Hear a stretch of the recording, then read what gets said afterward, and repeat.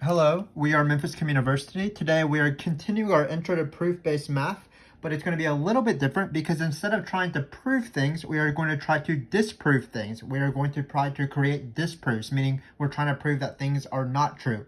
So here we are, we're going to start off with some statements, some universal statements. So for example, the universal statements are for every single type of integer, natural number, and things like that. And what we're going to try to do is prove that the universal statement does not hold. So keep in mind that when you're trying to prove a universal statement, what you have to do is you have to show it holds for every single number. But if you're trying to disprove a universal statement, a statement that says this thing holds for every single number, it's actually a little bit easier because all you have to do is provide one single counterexample. And if you can prove one single counterexample, where the statement is false for that counterexample, then you're done with the proof, because then you can say, well, that thing does not hold because we've shown that for every single number because we found a number that it doesn't work. Keep in mind, of course, that that doesn't work for proving a universal statement. You can't just say, here's an example, it works for every single number. But what you can do, and which we're going to do in this video, you can take a counterexample and show that it doesn't hold for every single number because we found a number. So hopefully that makes sense. There's a huge difference between what we've been doing prior to this moment, proving things, when you have to prove it for every single number, versus providing one single counterexample to disprove something. So let's see how that works. So let's just take these guys right here. So this first statement says, for all x, y, and z in the integers, if x divides y, z, then x divides y, or x divides z. So remember that we are going to try to provide counterexample for these first few. And how are we going to come up with a counterexample? Well, we're going to think about why the statement is not true in the first place. And usually the statement is not true in the first place because they didn't restrict it enough. It might be true for some numbers, for some integers, but it's not true for every single integer. So for example, in this case, if x divides y, z, x divides the product, then x divides y, or x divides z, that actually only holds for prime numbers. So if we come up with a number that's not prime, for example 6, we should be able to find a quick counterexample. So this is of course false. Keep in mind that you're not gonna, when you're presented with the statement sort of in the real world, you're not going to know which ones are true or false. But in this case, because we're just trying to practice disproof, all of these statements in this video will be false. So why is this false? Again, we just need to provide one counterexample. It's not like proving a universal statement. We're just providing a counterexample. And again, my counterexample is going to be a composite number because this actually holds for prime numbers. So take x to be equal to 6, the easiest composite number that I can think of. Now, what should y and z be? Well, we need to find two numbers where 6 will divide that product. Shouldn't be too bad. But we don't want 6 to divide either of them. So it makes sense that we should maybe let y and z be smaller than 6 to guarantee that 6 won't divide it. And then, of course, what's the best two numbers then? It would be 2 and 3. So if you take 2 and 3, so note, also take y is equal to 2 and z is equal to 3, then we have our counterexample. It's because 6 divides 2 times 3, which is of course is 6. 6 divides itself, but 6 does not divide 2, and 6 does not divide 3. And we are done. So again, look how easy this is compared to proving a full statement. That would be a lot harder because you have to prove it's true for every single possible value. But when we're coming up with a disproof to a universal statement, such as this one, that holds for every single number, if we can prove that it doesn't hold for at least one number, then of course it doesn't hold for every single number because we found a number that it doesn't hold for. And that's why these disproofs are a little bit easier. Again, keep in mind that examples aren't proofs for in the positive direction. We've seen that before a lot. So let's keep going. Let's practice these disproofs because they're kind of quick. So here we have two integers, and what it says is if x divides y and y divides x, that means x is equal to y. So that seems to make sense. There's definitely examples for this to be true. For example, let's take 6 again. 6 divides 6 and 6 divides 6. Well, 6 is equal to 6. But again, you cannot prove something is true by an example, but you can prove that it's not true by a counterexample. So again, usually what's happening is that these statements are sort of neglecting something. Well, it is true if x and y are both positive, but it's neglecting that we're dealing with the entire integers, so it's neglecting those negative integers. So that's where our counterexample is going to be. Just keep in mind that negative numbers can divide positive numbers, and positive numbers can divide negative numbers, but they might not be equal. So that's our good sort of go-to for a counterexample. So this is false. If I can write the word false. So let's just take the simplest example. X is equal to -1 and y is equal to 1. Then -1 divides 1 because 1 is negative. 1 is equal to -1 times -1, so 1 is equal to -1 times an integer. If you want, you can write 1 is equal to -1 times -1. That's the definition of divides, of course. And -1 divides 1. Hopefully you can tell the difference between my divides and 1. Maybe we should have chosen -2 and 2, but these are going to be my divides. And why is this true? I just wrote the same thing. So why is, we want the reverse direction. We want 1 divide -1. Why is that true? Well, -1 is equal to 1 times an integer. Happened to be -1. So in this case, we have -1 divides 1. 1 divides -1. But of course, -1 doesn't equal 1. So we have proven our counterexample. So this is how it's going to work every single time. And notice it's not too bad. So now what we're going to do is we're going to do this next one. It's about parity. So keep in mind that we have, but we have x, y, and z. They are natural numbers. We have x, y, x, z, and y, z being the same parity. The question is x, y, and z, do they have to have the same parity? And again, it's going to be false.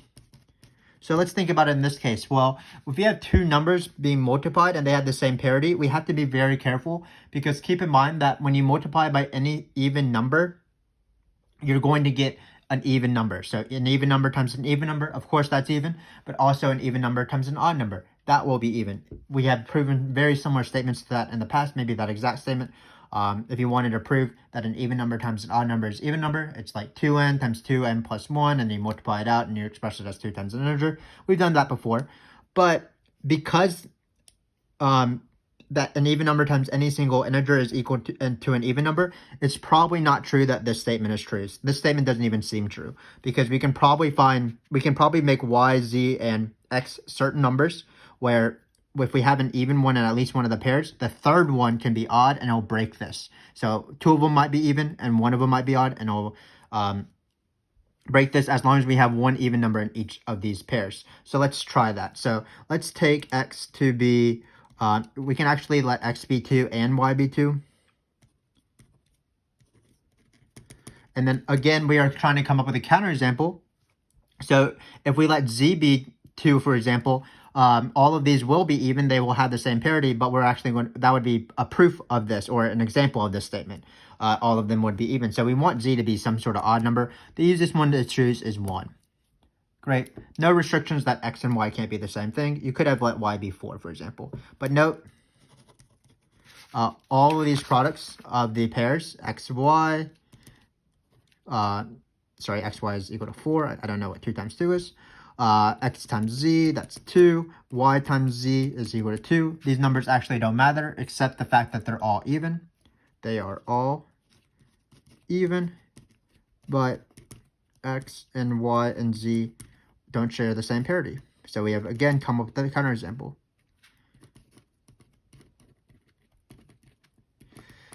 So hopefully this makes sense, and hopefully it makes sense of how we're coming up with these counterexamples. What we're doing is we're sort of looking at the statement and trying to find holes of the statement. For example, in this one, we were like, maybe it was neglecting the negative numbers. And this one, we were thinking about, well, every single product with between an even integer and another integer will be even. So it's probably not going to be true. And we let the holes sort of guide us to find our counterexample, if that makes sense. So let's turn on to the back here. So now we're going to deal with sets. And so we have x, y, and z being sets. We're going to try to prove that this set right here is not equal to this set. Probably, again, we want to come up with a counterexample. And how we're going to come up with a counterexample, let's just see why this is not true with a nice little drawing. So, for example, let's try to draw this thing right here. So you have y and z with Venn diagrams. And you have x all right here. So this is going to be x minus yz. So what is y intersection z? That's right here. So what you're going to do is you're going to take all of the things not in y intersection z, and that will be the region. So if you want, it's going to be all of this, and also the region that's not part of y or z. Basically, it's all of x except this intersection right here. And then we're going to try to draw a Venn diagram of this, and we're going to see whether it's the same or not, and if it's different, then it'll help us lead us to our counterexample. Because again, we're trying to provide counterexamples. So in this case, sorry, this is a y if you can't tell from my picture. It's sort of hard to see once you sort of shade it in. But we're going to do the same thing. We're going to have our picture here. We're going to have y intersection z. We're going to have x. So what is x minus y? Well, x minus y is going to be sort of everything except the circle of y, of course. And then what is x minus z? That's everything except the circle of z. So what is x minus y? The intersection of these two things, well, that's going to be this region right here on the outside. Because this outside is in x minus y. It's in x, not part of y. It's also in x, not part of z. So this is why this intersection. Notice that we shaded different things. Basically, we didn't shade this part right here. So this is probably false. And what we want to probably do is we want to probably find two we want to find two sets which have non-empty intersection, but also have elements that are outside of the intersection in them. So we want to have something in here and here, and that will probably prove that this is false. So let's come up with some counterexamples. So let's let x be equal to, let's say, a, b, and c. Then let's let x be a comma b, or y be a comma b. So again, we want something with intersection, but also without intersection. So we're going to let z be a comma c. And hopefully this will provide us with a good counterexample. So again, what we're going to do is we're just going to compute these two sets in this example of the counterexample. Notice that we don't have to prove it for every single set. All we have to do is provide one counterexample. So in this case, what is x minus y intersection z? Well, y intersection z is going to just be a, if you can tell, because a is in both y and z. That's the intersection. So x minus y intersection z, we can write this in multiple steps. That's going to equal x minus just a. And when you have x minus a, that's just going to be bc. Great. So that's what this side is right here on this for the left side. So now we're going to take the right side.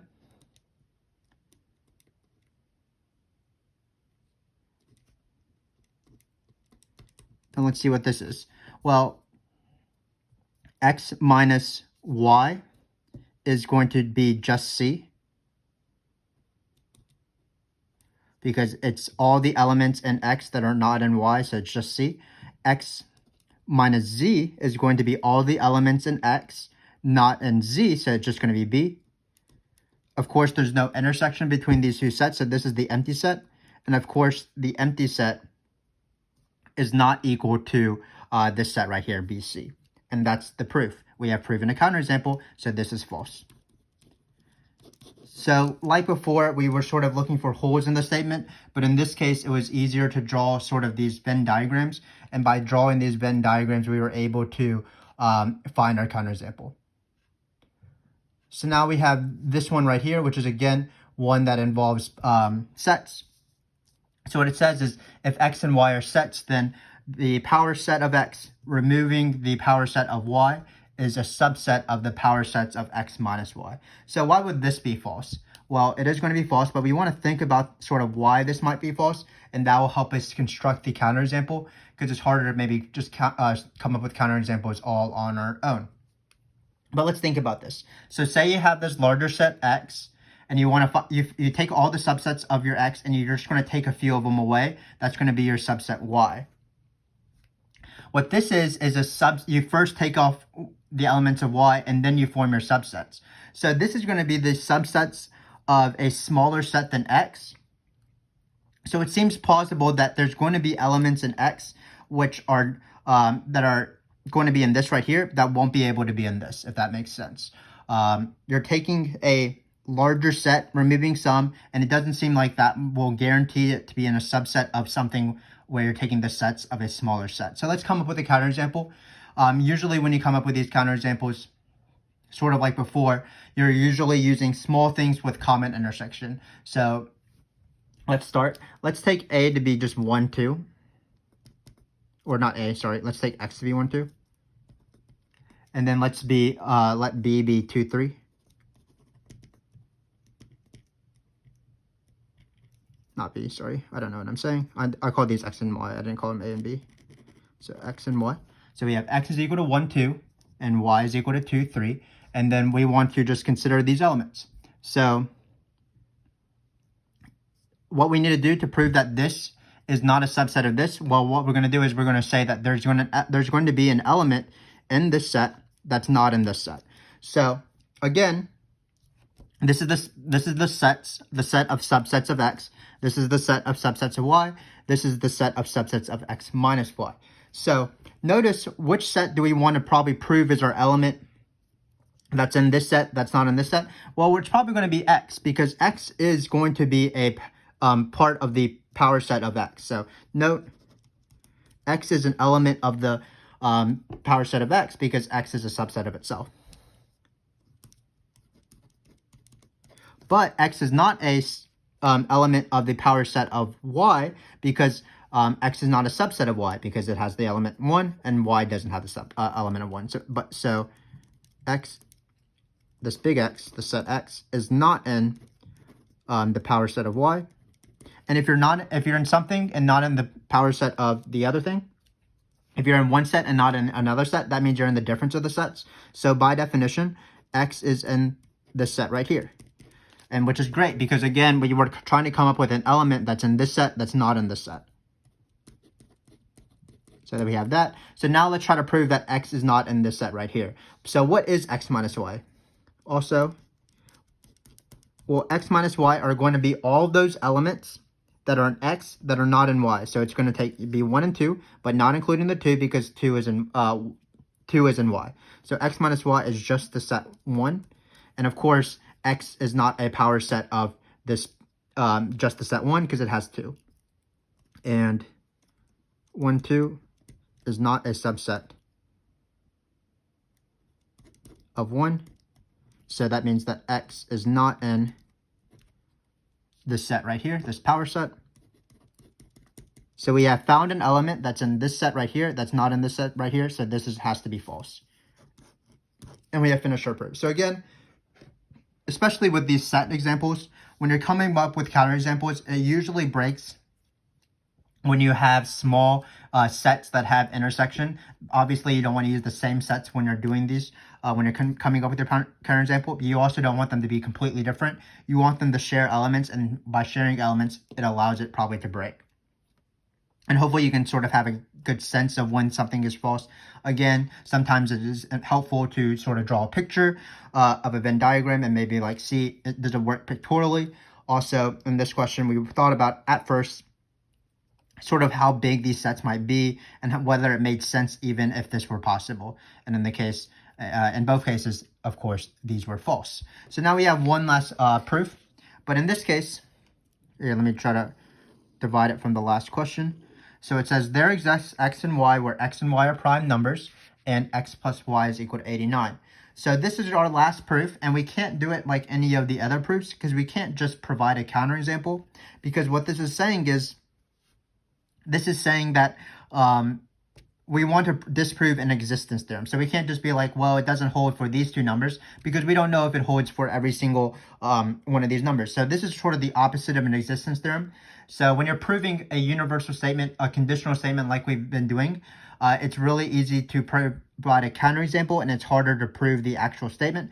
In the existence theorem or the existence statement questions, it's sort of reverse. It's easy to prove an existence because all you have to do is come up with something. It's a lot harder to prove the opposite, which we're about to do, prove a disproof of an existence statement, because you have to show that for every single prime number, this won't happen. In this case, it's still not that bad, but we can't, again, just not come up with some counterexample. We can't just say like, well, 3 and 5 are prime numbers. 3 plus 5 is not equal to 89. It's 8, so then it must be true. We have to show that it's not true for every single pair of prime numbers. So this is why this one will be a little bit trickier. But again, it's not going to be too bad. So let's take X plus Y is equal to 89. Well, first off, we're going to have our little lemma. So when we have prime numbers, if you think about it, one way to go about it is to try to use as much as possible what we know about prime numbers. And one thing we know about prime numbers is that there's an interesting prime number, which is 2, because 2 is the only even prime number. So if we can work with that, then we might be able to prove this. So in this case, so we have our little lemma here. So our lemma, what I want to prove is that if m and n are both odd, that means that their sum will be even. And that's going to be a pretty easy proof, but you'll see why I need the lemma in the next step. Again, I'm trying to use 2 as a prime number. So if m plus n is equal to, let's state the lemma actually a little bit more precisely. Take m and n to be odd, then m plus n is even. This is what I want to prove. Again, because this will help me prove that one of these two numbers has to be 2, because 2 is the only even prime integer. So this is a very easy proof. You take m to be equal to, we need some integers. So let's say 2r plus 1, because m is odd. So this is just the proof of the lemma. And then take, by definition, if n is odd, that means n is equal to 2s plus 1. For r and s being integers, that's the definition of odd. We've done this so many times ever since our direct proof video started on even and odd integers. So, of course, when you add m plus n, you get 2r plus 1 equals 2s plus 1. That's equal to 2r plus 2s plus 2. And why is this so great? Well, we can factor out a 2. So it's r plus s plus 1. And we are done. So m plus n has to be even. Note, r plus s plus 1 is an integer. So now we're ready for the proof of this statement. So, again, there are only 2 types of prime numbers. There are odd prime numbers and even one single even prime number. That's the number 2. So if you take 2 odd prime numbers, well, if you add those 2 odd prime numbers, it must be an even number. So because 89 is not even, it must be true by this lemma that one of x or y is the number 2. So by the lemma, because 2 is the only prime even integer, one of x or y must be 2. Because, again, if they were both odd, then their sum would be even by this lemma, and 89 is not even, because 89 is not even.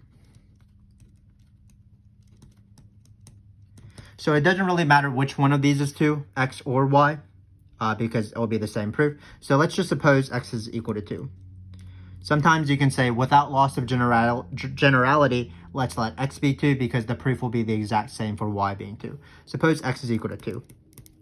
Well, then, of course, we're just going to see what y is, because we have a simple equation. Then y is going to be 89 minus 2. So 89 minus 2 is 87, which is not odd. Or not prime, sorry. 87 can be divisible by 3. If you know the divisibility rule for 3, if you add up the units, if that's divisible, then that number is divisible by 3. So 8 plus 7 is equal to 15. 15 is divisible by 3. So 7 is not prime. This proof would also hold, of course, if y was equal to 2, because then you would get x is equal to 87, which is not prime. So we're actually done with the proof, because we proved that in every single case, and every single sort of situation that arose in this question, we sort of hit a roadblock. We're actually doing basically proof by contradiction. Like, suppose that there are x and y that are prime numbers. So what we showed is that 2 has to be one of these prime numbers, and even if 2 is a prime number, it cannot be the sum. So there's no way that these 2 prime numbers can be added up to 89. So hopefully this all made sense, this sort of disproof argument. Hopefully throughout this video you were able to sort of develop how to come up with counterexamples to prove false statements that are universal, whether that be with division, whether that be with even or odd arguments, whether that be with sets themselves. And then while it's a bit harder, we were able to disprove an existence theorem or an existence statement. So hopefully that was sort of enlightening to you as well. And of course, just like usual, we hope that you benefited from this video. And if you did, we appreciate your support of our channel by watching these videos. And I hope to see you in our next video. where we sort of discuss another proof method, which is proof by induction. So hopefully we'll see you then. Thanks again for watching this video. We always appreciate it.